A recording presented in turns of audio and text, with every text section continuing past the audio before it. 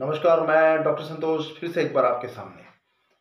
कई दिनों तक वीडियोस नहीं बन पाई, उसके लिए मैं आपसे माफ़ी मांगना चाहता हूं क्योंकि कुछ बिजी शेड्यूल्स थे, कुछ केसेस में मैं बिजी रह गया था जिसके कारण मैं आपके सामने वीडियो प्रस्तुत नहीं कर पाया। मैं माफ़ी चाहता हूं, लेकिन अभी फिर से एक बार मैं आपके सामने रेगुलर आने की कोशिश करूंगा। तो जो अल्फ़ाबेटिकल लेटर का मैट्रियामेडी का हमने आधा छोड़ दिया था, लगभग खत्म होने वाला है। आज उसका अंतिम दवाई है जिंकम मेटालिकम। ये एक दवाई के साथ लगभग जो इम्पोर्टेंट मेडिसिन है मैट्रियामेडिका का वो खत्म हो जाएगा। तो उसको खत्म करके हम लाइव करने की कोशिश करेंगे। एक पर्टिकुलर टाइम पे लाइव करूंगा, उसके साथ कुछ नया सीरीज हम शुरू करेंगे। नए और पुराने चैनल दोनों क्या, नए चैनल में जहां पे हम डिजीज के रिलेटेड कुछ वीडियोस पोस्ट कर रहे थे वो भी कंटिन्यू चलेगा। तो मैं चाहता हूं आप रेगुलरली विजिट करें चैनल को, अपने दोस्तों के साथ जरूर शेयर करें। शुरू करते हैं। जिंकम मेटालिकम बहुत ही इंपॉर्टेंट मेडिसिन है दोस्तों, उन लोगों के लिए जिनको नर्वस सिस्टम की सारा प्रॉब्लम रहता है।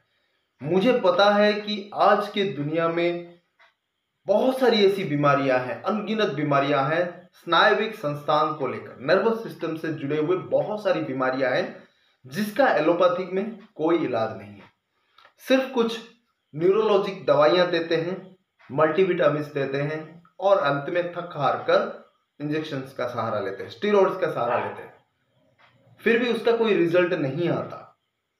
होम्योपैथिक का बहुत सारे ऐसे दवाइयां हैं जिसके बारे में हमने बात की है ऑलरेडी, और आज का जो दवा है जिंकम मेटालिकम, उनमें से एक बहुत ही अव्वल दर्जे का हाई एफिकेसी वाला दवाई है जिंकम मेटालिकम, जिसको आप गौर से सुनिए। नर्वस सिस्टम न्यूराइटिस से रिलेटेड जितने भी प्रॉब्लम्स है, बढ़िया उसका रिस्पॉन्स करता है, जड़ से खत्म करने की कोशिश करता है। ये बीमारी को जड़ से खत्म करता है, सप्रेस नहीं करता।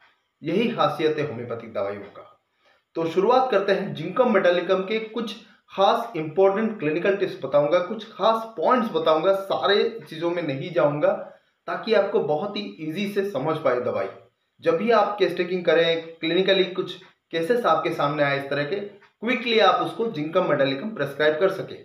सबसे जो इंपॉर्टेंट इसके सिम्टम्स है, जैसे कि मैंने कहा, नर्वस वीकनेस। इस कदर उसके बॉडी के नर्व्स वीक पड़ जाते हैं, वो कुछ भी करने को सक्षम नहीं हो पाता। जैसे कि किसी को अगर अस्थमा है, खांसी है, तो वो उसको खांस नहीं पाता, उसको वो जो एक्सपेक्टरेशन, वो जो अंदर का वल्गम है उसको निकाल नहीं पाता। औरतों में मेंस्ट्रुएशन प्रॉपर तरीके से खुल के सामने नहीं आ पाता, बाहर नहीं आ पाता। यूरिनरी जो ट्रैक्ट इस कदर वीक पड़ जाता है, वो नर्वस सिस्टम इस कदर वीक पड़ जाता है, वो यूरिन कर नहीं पाता, उसको वो ताकत नहीं होती, उसके स्नायुविक संस्थान में, उसके नर्वस सिस्टम में वो ताकत नहीं हो पाती वो सब ये चीजें कर पाए। जितने भी तरह का जो स्टिमुलेशन है बॉडी में, नर्व से ले जुड़े हुए और सारी चीजें होती है, वो काम नहीं करता प्रॉपर तरीके से, पूरा एकदम वीक पड़ जाता है। पैरों में इस कदर एंजाइटी, इस कदर वो फील होता है, उसको बेचैनी फील होता है, उसको हमेशा उसको ऐसे ऐसे करके घुमाता रहता है या फिर घुमाती रहती है। जब भी वो सोए या फिर बैठे, हमेशा पैरों को हिलाते रहना, ये इसका एक स्पेसिफिक पॉइंट, उसको अच्छा फील होता है। अब गर्दन में दर्द हो, कमर में दर्द हो, आमतौर पर बैठे रहने से उसका प्रॉब्लम सारा बढ़ जाता है। चलने से उसका कमर में दर्द में जो है वो आराम मिलता है। जैसे कि आपको याद आएगा रस्टॉक्स का, लेकिन डिफरेंस ये है कि रस्टॉक्स में आमतौर पर बॉडी के सारे ऑर्गन्स में वो जो रिलीफ है वो फील होता है, लेकिन यहाँ पे सिर्फ कमर दर्द में उसको आराम मिलता है, थोड़ा सा मूव करने में। बैठ के रहने से उसका कमर का दर्द बढ़ जाता है, ये उसका स्पेसिफिक पॉइंट है। नर्वस सिस्टम से जुड़े हुए दूसरी जो समस्या है उनमें है पूरा बदन में एक जनरल जलसीमम में जैसे होता है, बहुत ही झंझनाहट फील होता है, ट्रेम्बलिंग होती है, पूरा बॉडी थर्राता है, पूरा इस कदर थर्राता है, जनरल ट्रेम्बलिंग बोलते हैं उसको, वो कांपने लगता है पूरा। और नर्वस उसको कंट्रोल नहीं कर पाता। न्यूरोलॉजिक जो कंट्रोल है वो बॉडी का रहना चाहिए, वो नहीं हो पाता, बहुत ज्यादा ट्रेम्बलिंग होता है बॉडी। तो ये इंपॉर्टेंट जो सिम्टम्स है, आमतौर पर जैसे कि पहले मैंने कहा है, इसको हम कंपेयर कर सकते हैं। कुछ किताबों में यह भी दिया गया है कि जैसे आयरन खून के लिए काम करता है, ठीक उसी तरह जिंकम मेटालिकम नर्वस सिस्टम के लिए काम करता है। यह उसको शक्ति प्रदान करता है, उसको प्रॉपर एसिमिलेशन करता है, उसको नॉरिशमेंट देता है ताकि वो नेचुरल तरीके से डेवलप हो सके। जितने भी मैंने अभी जिक्र किया है, इस स्नायुविक वीकनेस के लिए बहुत ही अव्वल दर्जे का काम करता है जिंकम मेटालिकम। और इसके अलावा कुछ और भी चीजें हैं, जैसे कि नर्वस सिस्टम से जुड़े हुए ट्विचिंग ऑफ मसल्स, जो आपने एगेरिकस और इग्निशिया में पढ़ा हो, यहाँ पर भी है जिंकम मेटालिकम। ट्विचिंग मसल्स, कुछ मांसपेशियां ऑटोमेटिकली वो जर्क करता है, वो कांपता है, वो ट्विचिंग बोलते हैं उसको।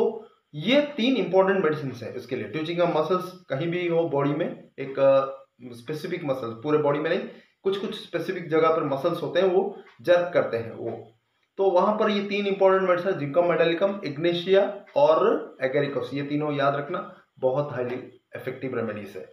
इसके अलावा स्पेसिफिक पॉइंट है जिंकम मेटालिकम का कि पेशेंट आपको बोलेगा, उसको फील नहीं होगा, आप डॉक्टर के जान नहीं पाएंगे, लेकिन पेशेंट वो फील करेगा, वो बोलेगा आपको कि सर मेरे जो स्पाइनल कॉर्ड है, मेरा जो वर्टिब्रल कॉलम है, स्पाइनल कॉर्ड है, पीठ की तरफ जो रीढ़ की हड्डी है, वहां पर जलन महसूस होता है। पूरे गर्दन से लेकर नीचे तक जो रीढ़ की हड्डी है वहां पर जलन महसूस होना, ये स्पेसिफिक सब्जेक्टिव लक्षण है। मतलब पेशेंट बोलेगा, आप छुएंगे तो जगह पर हीट फील नहीं होगा, वो पेशेंट को ऑटोमेटिकली फील होगा कि वहां पर जलन हो रहा है। ये स्पेसिफिक पॉइंट है जिंकम मेटालिकम का। और एक चीज है बच्चों के लिए जो क्लिनिकली बहुत ज्यादा इफेक्टिव यूज होता है बच्चों के लिए।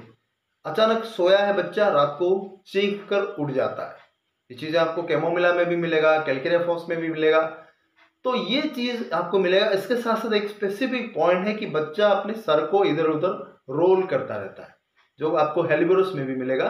बच्चा अपने सर को इधर उधर घुमाता रहता है, बिस्तर पे पड़े हुए तकिए के ऊपर वो सर को इधर उधर रोल करता है, घुमाता है इधर उधर। तो ये स्पेसिफिक पॉइंट है जिंकम मेटालिकम का। कुछ इंपॉर्टेंट पॉइंट्स मैंने जिक्र किया है। General fatigue, weakness of the nervous system, ये उसका जीस पॉइंट है। तो ये कुछ इंपॉर्टेंट पॉइंट्स था जिंकम के ऊपर। अब पोटेंसी के बारे में बात कर लेते हैं। जैसे कि मैंने कहा कि एक्यूट दवाइयों में, एक्यूट कंडीशन में हमेशा आप 30 से शुरुआत करिए, चाहे एक्यूट दवाई हो, एक्यूट कंडीशन हो बीमारी का। लोअर पोटेंसी यूज करें, हाईली इफेक्टिव है। यहां पर भी जिंकम का जितना भी नर्वस सिस्टम है, आप शुरुआत करें 30 का, दिन में 2 से 3 बार दे सकते हैं। बहुत ही ज्यादा प्रॉब्लम है तो हर 2-2, 3-3 घंटे में दे सकते हैं। कुछ डोज दीजिए, जैसे ही आपको रिलीफ मिल जाए उसको डोज रिड्यूस कर देना या फिर बंद भी कर सकते हैं। 3-4 बूंद डायरेक्टली जी पे ले सकते हैं।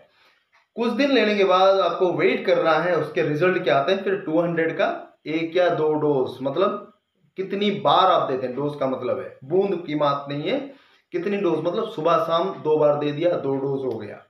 या फिर सुबह शाम 1 दिन दिया, फिर उसके अगले दिन भी सुबह शाम दे दिया, 4 डोज हो गया। ये डोज मतलब कितनी बार आप देते हैं, ये बूंद नहीं है, ये हमेशा याद रखना।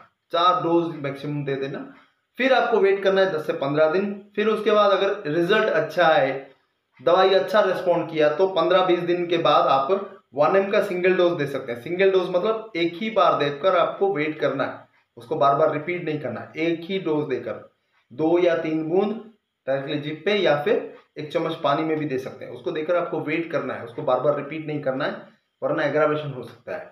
तो ये कुछ स्पेसिफिक पॉइंट है। पोटेंसी के बारे में भी हमने बात कर ली, तो आप शौक से यूज कीजिए जितने भी नर्वस सिस्टम की बीमारियां हैं। ये दवाई बहुत ही हाईली इफेक्टिव है, क्योंकि एक मेटलिक दवाई है, बीमारी को जड़ से खत्म करने की इसकी ताकत है। तो यूज कीजिए, आपको सही रिजल्ट मिलेगा। आज के लिए बस इतना ही। बहुत बहुत धन्यवाद देखने के लिए वीडियो को शुरुआत से लेकर अंत तक, और ऐसे ही बने रहिए मेरे चैनल के साथ। जितने भी वीडियो से अपने दोस्तों के साथ जरूर शेयर करें, लाइक जरूर करें, और नए पुराने दोनों चैनल्स को जरूर विजिट करें और उसको सब्सक्राइब कर लें। बहुत बहुत धन्यवाद। Thanks again. नमस्कार।